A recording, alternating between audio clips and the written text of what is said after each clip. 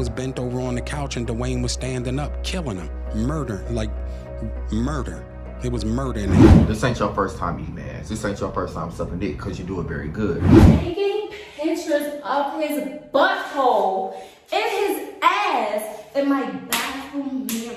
And then she turned around and had the most massive dick and just threw the guy down and just started fucking him. And I was like, damn. You fucking men out here, bro. Like, you're fucking niggas. You're fucking niggas now. I loved you, man. What? You broke my heart, man. What the?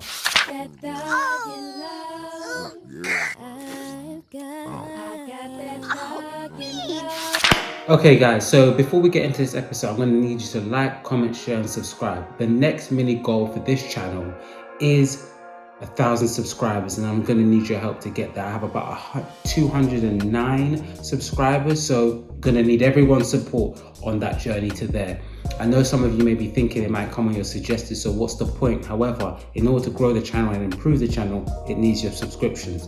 Don't be afraid to comment what you like, comment what you don't like, comment what you want to hear next. However, your engagement is needed. You're a part of the channel. We're a team. I need you way more than you need me, Fiona. Okay, so today we'll be covering the topic of DL men, DL culture. What is it? What does that mean? When you hear DL, what comes to mind? No Diddy jokes, no Will Smith jokes, no Tom Cruise jokes. Brian, that's more ridiculous than the theory of why Tom Cruise runs in all his movies.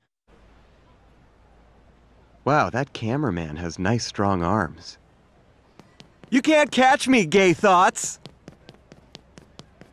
It's important to say this, a straight man talking about DL culture is A, very questionable, B, slightly out of pocket. So I want to say this and make it very clear. I'll be factoring as many opinions as possible, understanding that I will never understand.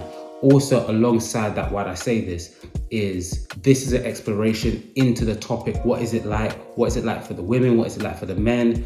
What's it like as an observer to discuss these issues? That's the point of this episode, as some sort of conclusion that can benefit everyone else. Without further ado though, let's get into this. What does DL mean? Do not insult my intelligence. I know what you're thinking. Obvious. You know what it means, right? Down low men. Men that are on the down low acting straight, but secretly are gay. However, I was on a Reddit feed and I saw there that sometimes it can be conflated for bisexual men. Men that haven't come out of the closet yet, and you don't want to conflate the issue. So let's just have a very rigid definition of what DL men are. It is men that are acting straight. What does acting straight mean? I don't know. It doesn't really have a meaning. However, who are in heterosexual normative relationships, straight relationships, married sometimes, however, cheating on their partners with men. We don't want to conflate it for men that haven't come out or bisexual men as well. The culture of DL culture is rife. It's rife all over the world, if I'm being honest with you, especially in Orthodox religious states, Orthodox religious communities, especially prevalent in America, in Atlanta, New York, and Hollywood. I mean, the sex party I just went to, I was just like, all I saw was generational trauma on a bed. Can I get some details on what happens here? So you arrive, where it's a nice house in the hills, I'm assuming? Yeah. So a nice house in the hills. A lot of the celebrities have masks on. Then it's a lot of agents and money men. Ooh, that must Ugly. be awkward. You got a sex party with your agent, huh? Yeah, exactly. I saw a few of my old agents like, yeah, I knew you were a little down low freak. And then like they do a performance. All the performers are OnlyFans people. Mm-hmm. Their company heads are usually there. All of the big ones are there. All their big girls are there. They all have sex with each other. Chicks with dicks is very big in LA. Everybody from rappers to sports guys to everybody. Everybody wants a woman, a female face, female titties, and a dick fucking them. Hollywood is the hurry up and wait game. So 3 minutes later, after them telling me, hey, you got eyes on Will, we need him to come watch this. So I'm running all over the studio. He's not in his dressing room. I go to the cafeteria. I'm like, but I see his car there. I'm like, where's this guy at? So now I'm holding Dwayne down too, so I had the keys to his dressing room. So I'm like, yo, and they're calling I'm on walkie-talkie and they're calling my cell phone. Yo, we need to get Will here. And I'm like, yo, kind of fuck down. Like, I'm trying to find this, like, this is unlike him, right? So, all right, I open the door to Dwayne's dressing room, and that's when I see Dwayne and having anal sex with Will. Let me process that for a second. There was a couch, and Will was bent over on the couch, and Dwayne was standing up, killing him. Murder. It was murder in there. And these are just some examples of it being rife. There was an incident with Tiger where he was cheating on Kylie, who he was dating at the time, with a trans model / porn star, I believe. Was, and this is very brief, that Tyga was cheating on Kylie Jenner, right? Mm-hmm. With you. Yes, and he was. And well, there you go. Today right. I said it. And then they, whatever, and then it became a social media thing. And but all that this really stuff. wasn't the whole subject of the situation. Someone was impersonating me on Instagram. They made like 20 different Instagram accounts, and they were threatening to release some sex tape, which doesn't exist to my knowledge because we never shot a sex tape. At least not aware of such a thing. And someone was threatening to like extort to, release this sex tape if they didn't give this money. It was psycho. It was insane. The world was like coming at me so hard. And I never addressed it because I didn't want to like make any wrong decisions, say the wrong things. I really just wanted to protect him in every way that I could. But you didn't out him. No, I didn't. As far as his attorneys said to me that his phone was hacked and the messages, they told the public the messages were not real. His penis pictures were real because those were released, but that his phone was hacked and they were trying to figure out who the hacker was. So I never outed anyone. Wait, his phone was hacked. I don't know what you mean. They said that the messages weren't real, that someone took either that he was hacked and someone took the nude pictures of him and released them, or that someone that he was seeing that wasn't me released the like one of the fake of accounts him. Or whatever. No, not the fake accounts. Someone else that he had dealt with before me, like a normal genetic girl. I just want to say this now: the people in Hollywood who have been outed or there's been rumors about this, I think a lot of it's to do with the money and the power that they have, and also due to them being creative, they tend to, and creative people tend to fare high in trade openness and neurodiversity, which will allow them or make it more likely that they're going to engage in sex that doesn't fit the stereotypical traditional norms. Couple that with the power that they have, there's no surprise that they engage in sex that is wilder than what we normally would seem as normal. Also, on top of that, the secrecy. I think some of this is secrecy to do with their marketability. It's more marketable to be straight. It's more marketable for your music and your films in these instances as well. One thing about this subject that kind of gets left by the wayside is the open gay men that are extremely affected by it. The men that are on the other side, sometimes their narrative gets forgotten about. And it brought me to this clip. I'm not going, oh, you broke up with me, let me tell everybody you gay. I'm not on that type of time, because some people are in the closet for certain reasons. Like, some people can't come out to their family. Some people, that's risking their livelihoods, that's risking their shelter. You just never know why people are in the closet. There's DL people that's comfortable with themselves. But me personally, I don't fuck with DL men. I think all DL men are dirty. DL men love to say, you're the only person I did this with. Why me? You're a liar. You did it before, and that's how you know how to do it. This ain't your first time eating ass. This ain't your first time sucking dick, because you do it very good. You've been sucking dick, my boy, and you've been eating ass, so don't lie to me and say that I'm the first gay person that you ever been with, because you do this too well. With that being said,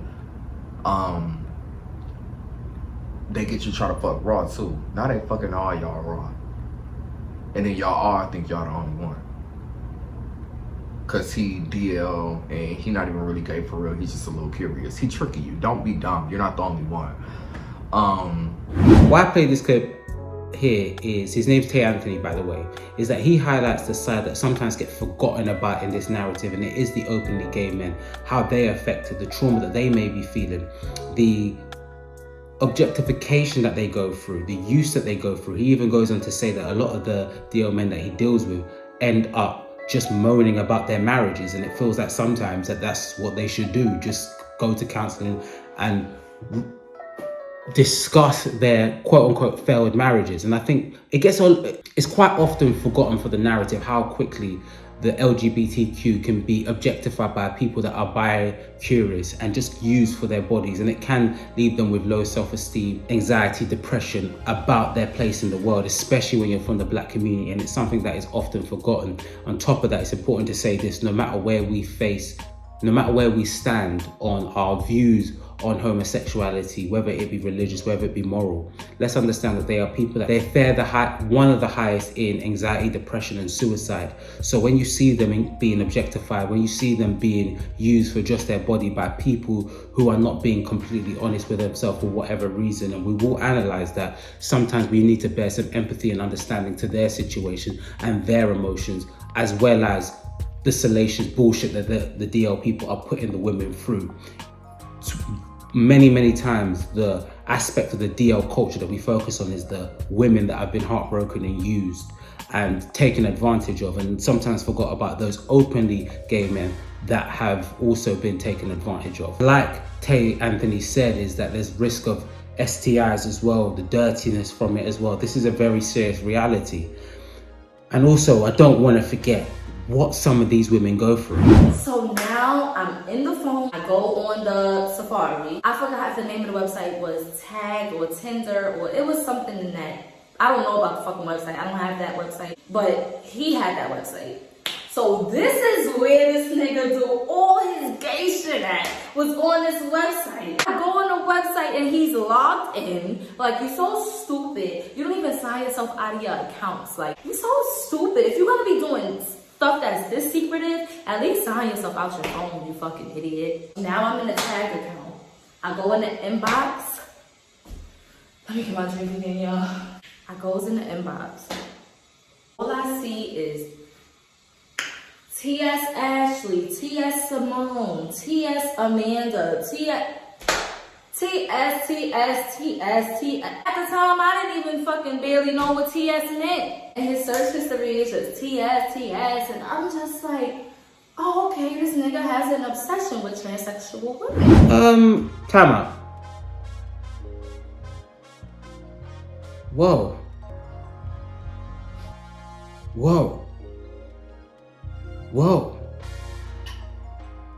Let's not ruin the story, but fucking hell. Basically see their whole conversation on his email. So the man is like, oh, I'm in room, blah, blah, blah. He's like, okay, I'm coming up the elevator. I'm right here on 72nd Street. He's going to the hotel, meeting men off Craigslist. I'm still reading this conversation down. And in the beginning of the conversation, do y'all know what I seen in those emails? Do y'all know what I seen? My boyfriend in my bathroom, like this. Say this is his phone, right? We gonna use these. Say this is his phone. He's in my bathroom mirror, like this, y'all.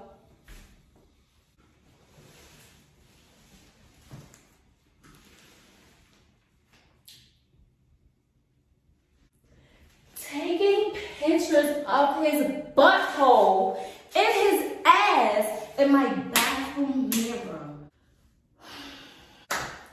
Taking pictures of his butthole in my bathroom mirror. And this is the nigga that I bent over for. And I see pictures of him bent over. And you want me to call you daddy in the middle of the night? I mean, damn. Boy. You know what I'm saying? This is crazy. Her name is Princess Stoney. And I just want to say, we can focus on the salacious bits. We can focus on the level of secrecy, the forgery these people go to hide their lifestyle. And I do find when I was going through it at points, it did shift a little bit. But when I was going through it points, when I was researching, I was just like, why can't you just be gay but not put the women in it? Like, why do you have to create this facade. However, I want to focus on this point. Just look at Stoney's eyes.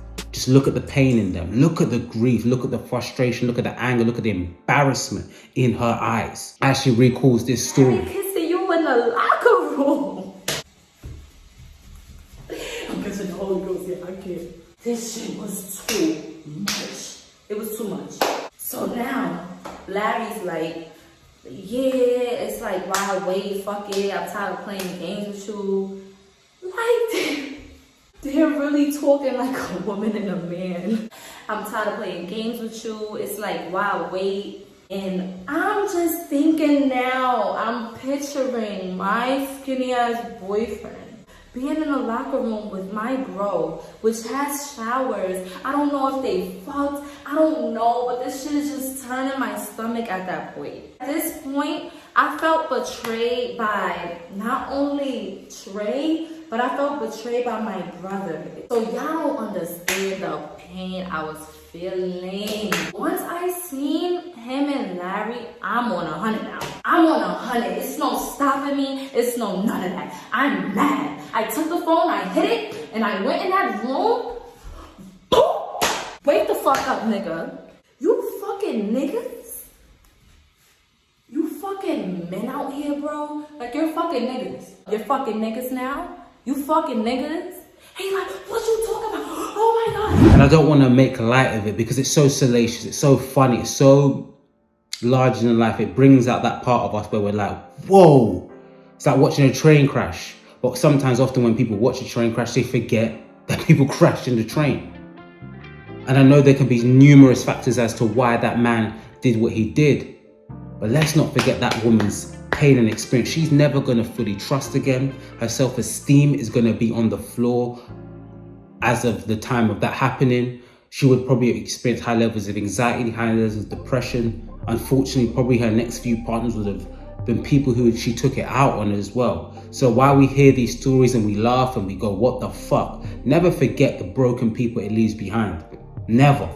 But it's all well and good to say that and focus on that part of it. But what leads these men to create such high levels of secrecy, this maze of lies? There's such a high level of the web of lies that you have to start to look at and understand why they do it. People typically lie a lot. Why?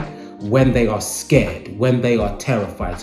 Why are they scared and terrified? What is this shit really linked to? You see, in the UK, a lot of men that engage in this quote-unquote DL culture come from typically Southeast Asian communities where they have very strict religions, in some cases, Islamic religions, and in other cases, very strict Orthodox families where a lot of the men there don't feel like they can express their sexuality in a safe way. So they engage in DL culture, also due to their arranged marriages. And also some other people, it could be due to their religious background.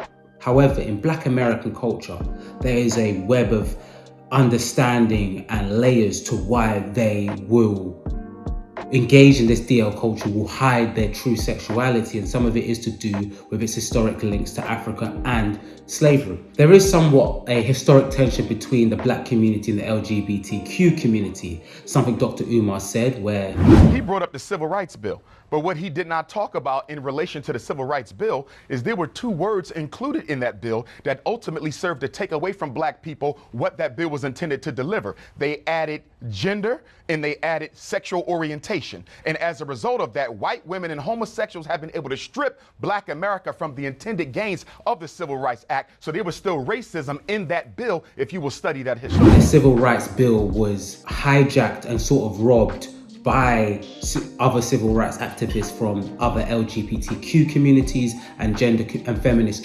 groups as well, where gender and sex was added to the bill, where he argues that it was inherently racist and stole from the moment and the significant impact that it could have had on Black people's lives. And I do think there's some truth to it, creating a tension, creating a space where Black people will feel like the LGBTQ community, in some instance, have robbed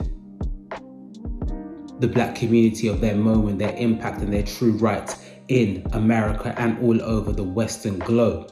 And I do think there's some validity to that argument. I do think it can easily become oppression Olympics, a us versus them crabs in the barrel kind of debate when you engage in that. However, we got to understand that tension and imagine being a black male from the LGBTQ community with that tension behind you. There's an article that discusses this from Kaylin Pope, where she discusses the article titled Underpinning the Racial Death Wish, Black Gay Liberation and the Culture of Black Homophobia.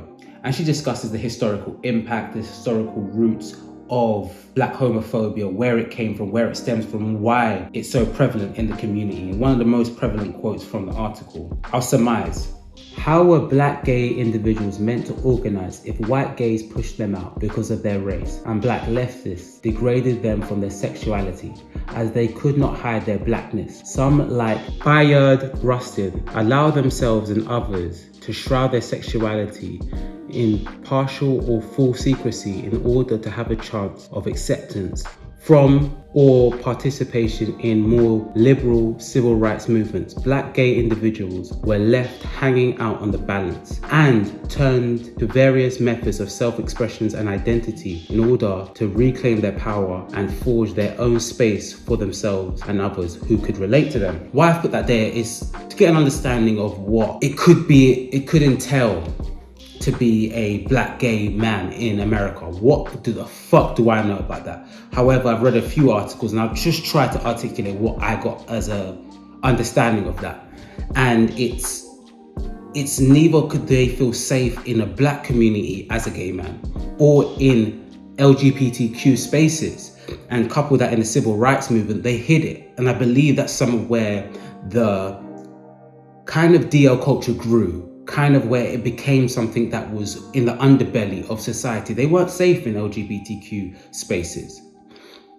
If you look at the prevalence and the social realities of being white and gay, whether that's male or female, it's so different to being black and gay, whether that's male or female again. So they didn't feel safe, they didn't feel comfortable. And how can you relate to a white person who is maybe sharing the same sexuality as you, but doesn't share the same ethnic or racial undertones that you face as well? And when you face exclusion from both your black community and your sexual community, it will lead you to a place of heavy isolation. And that may explain the hiding, the excessive routes some of these people go to hiding their sexuality and identity from not just them, their friends and their families, but their supposed partners that they love too. Also, you have to add in this aspect of it, and that's the historical links in Africa to homosexuality.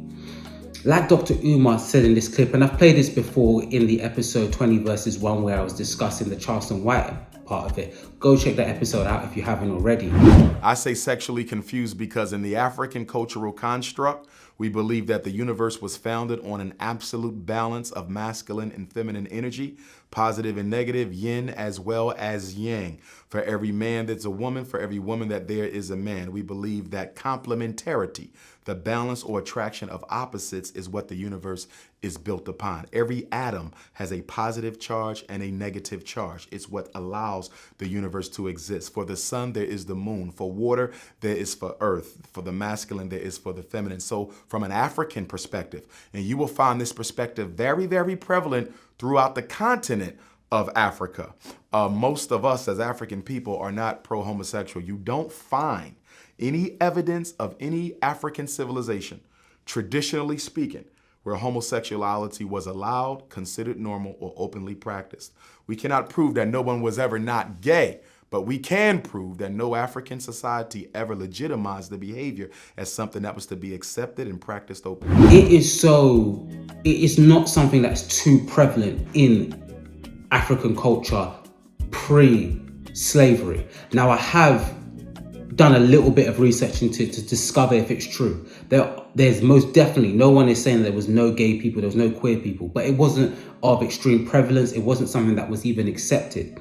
So there's that historical link that Europeans have more with homosexuality isn't there in the African culture. So however, when it spreads into the black culture, people begin to question it. I think another important aspect to put into this is also the historic links that slavery has with homosexuality and rape of black men. Now, it's no secret the rape of black women, and it doesn't get discussed nearly enough. However, which is not discussed at all sometimes, is the rape of black men. Male slave owners used sexual assault to dominate, dehumanize, and emasculate male slaves in the American antebellum South. The oppression and violence that characterized the institution of chattel slavery are easily accessible, as well as the sexual assault often inflicted on female slaves. Although many slave narratives and journals address female rape and other forms of sexual assault, the abuse endured by male slaves has been grossly overlooked or rarely looked into. As the intention of this information is not at all to discredit the suffering of female slaves, research on this historical context has clearly exposed that the same use of sexual assault as a form of discipline and control was applied to male slaves. Slavery, in the least sense, whether on a male or a female, isn't only wrong, but evil. There is a general consensus that only women were subjected to the violently lustful assaults of slave owners. A closer analysis of the narratives of Olaudah Equiano, Harriet Jacobs, and Frederick Douglass revealed the underlying issue that male slaves were going through similar situations. Or even worse, all of this was an attempt to increase American wealth through the forced labor of an entire race. However, the stigmatism of homosexual behavior has kept many accounts of male-on-male sexual assault from being recorded.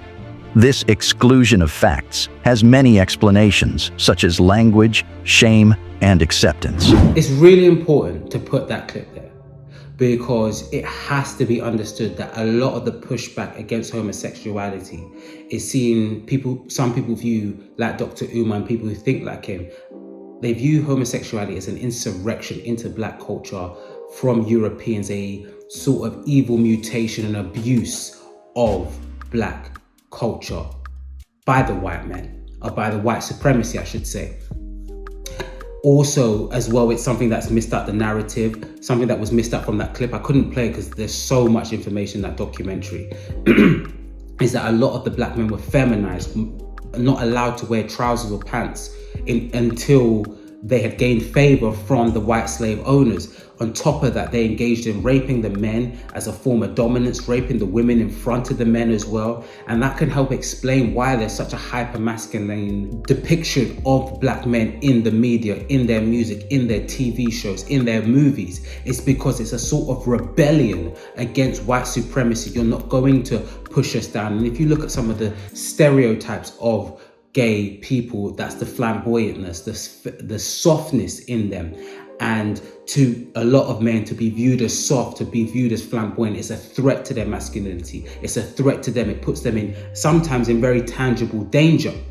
And we can't forget that when we discuss DL culture and some of the aspects of why it exists and why people are terrified. Me, myself, it's kind of unrelated, but I'm a little nerdier than the average black boy in South London.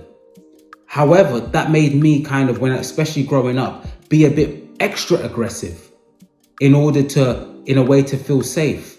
And I just brought that up to say like how much this hyper masculine version of blackness has to play out in order to feel safe, especially at a young age, especially when you don't know yourself. And some people don't know yourself until they're 80, if I'm keeping it all the way real. And also there's an element of of homosexuality in the black community as an inherited trauma. The idea of it is traumatic. The idea of anything that isn't an idealized form of masculinity is emasculating and also traumatic. It's such a shame that this isn't discussed enough about this relationship that we have with homosexuality in the black community. It's heartbreaking to see this as well. And when you look at it from that perspective, I wish people could have a little bit more sympathy for those men that are on the DL. Though they are destroying some individual's life, there's a lot of inherited trauma that also comes with that. When we talk about DL culture, we used to forget what happens in prison. After going through this, you know what I'm saying, all these long, lonely years in here without a woman, you know what I'm saying, standing by my side, I could definitely see being with another man. On the street, I never thought that I would even be with another man. Period. In no way. I thought I could love another man or have affection towards another man. But over the years, you know what I'm saying, I don't know, it just, prison turned me out, you know, into sort of a freak. See, the reason I put that clip there is that when you look at that prison setting as well, it does resemble something of a slave plantation, something of a concentration camp. And this is modern America, people. And we have that there. And you look at the, you know, don't drop the soap kind of jokes, the gay for the stay kind of things that go on as well. You can understand. And I know it's not just black people, but however, black people are heavily incarcerated disproportionately to their white counterparts. You can understand this pushback. It can often feel very much like a trauma response. It can feel very traumatic. It can feel like an emasculation. So often are the gay for the stay, don't drop the soap ideas looked as jokes, and we don't look at it as literal survival techniques. In some cases, it's rape. It's rape. Some of them have confessed to rape. I say, what if we rape you right now? How will you like that? He started crying and begging and pleading. You know what I'm saying? Mark, I don't want to be like this. I don't want to be gay. I don't want to. But at this time, you know what I'm saying, I'm out of control. I don't want to hear nothing, no talk. My little brother, he jump up and he slap him real hard. And he done got serious because he really wanted to be with this person all alone. I tell him to turn around. So he turns, he moves slightly. I tell him to put some on his finger. Stick it in his ass and you know what I'm saying, kind of like fuck himself, to loosen himself up, because I know he had never been penetrated before. It was his first time. Just an old penitentiary trick that I learned from some old convicts. If he screamed rape, you know what I'm saying, he had grease under his fingernail, so he greased his own self up. He shows him no mercy. He fucks him for real. You know what I'm saying? So I had to tell him, hold up, man, you know, slow down, chill out, man. You know what I'm saying? You don't want to hurt him for real. You know what I'm saying? And he had to go to the hospital, and you know what I'm saying? He's gonna automatically have to say what happened. He have sex with him first. Then I have sex with him. Then he have sex with him. I have sex with him. Then he have sex with him. And then that was the end of it. So I didn't finish it first, you know what I'm saying? So I fucking, you know, I come off, I get my due. Next day, you know what I'm saying, he goes to SEG. In prison, that's lockup. So I'm like, in my heart, I'm like, damn, we through.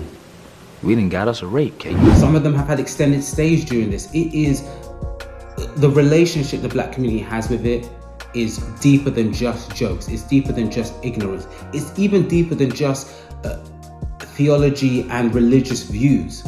There's a control that that white supremacy has over black bodies, not just black men, black women, black children. Another thing missed out of that documentary is that some of the black boys that were raped by the white slave owner were underage.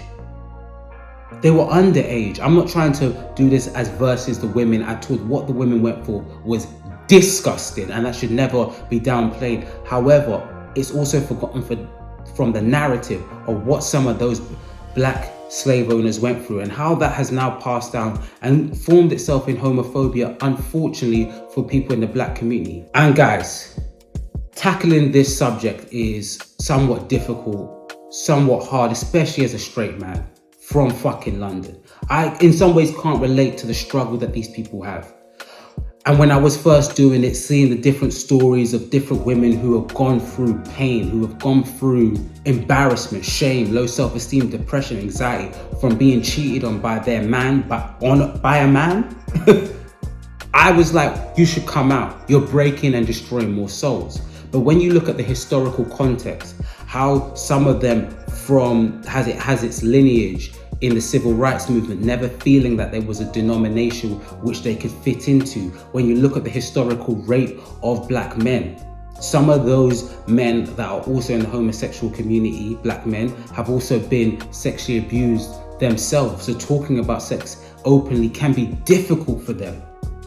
It can be difficult. Performing anything that isn't heteronormative and hyper masculine for a black man to this day is something that can lead you to being threatened in a little way. That's why it's such a big deal when people say, oh, black men should cry, because we're trying to change the agenda, the agenda and the conversation about black masculinity.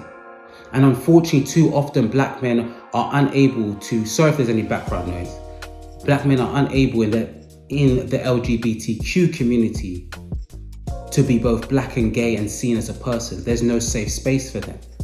And if you're someone who doesn't fit the flamboyant view of gayness, you may even feel deeper under threat. However, I will say this as well, just as a final point, is if you are someone who is bi-curious and it's not something that is seen as allowed in the hyper-masculine world of blackness, consider that twice before you just get into a relationship with a woman.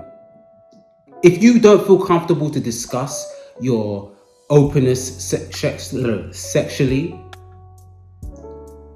maybe not get into a heteronormative relationship, because the lives that you can potentially destroy because of the pain that you keep in will end up inflicting the same pain that you buried in onto those people, onto those women, onto those men that you're using as well and objectifying. So think twice before you engage in heteronormative relationships when you yourself doesn't fit that category. If you're not straight, maybe don't play like you're straight. I understand I can never relate. I understand I will never fully understand. However, I just put this there at the end as well, just for you to have something to consider. I know it's hard. I know we still live in a world where it's not as easy to open up, even though it's got better. I understand as a black person, whether that's male or female, whether you're a black lesbian or a black gay man, that there's no space for you to feel completely safe. I do get that. But just think about that twice before you get into a straight relationship, a heteronormative relationship, because you're potentially going to damage many people along the way. Thank you for this episode, guys. I really enjoyed it. I hope you enjoyed it. Slightly quicker than the previous few, isn't it? Like, comment, share, and subscribe. Remember, we need them subscriptions. And I'll see you next week. So you're okay with him being gay? Gay? Who said he was gay? Nigga, is you crazy? Gangsta-licious gay. You crazy. Come on, Riley, the song, the dance, do the homie. The homie dance ain't gay. I do the homie. That's not gay. You who thinks everything in the world is gay? Nigga, you gay. You gay. Y'all niggas are gay. Nigga, you gay. That's gay.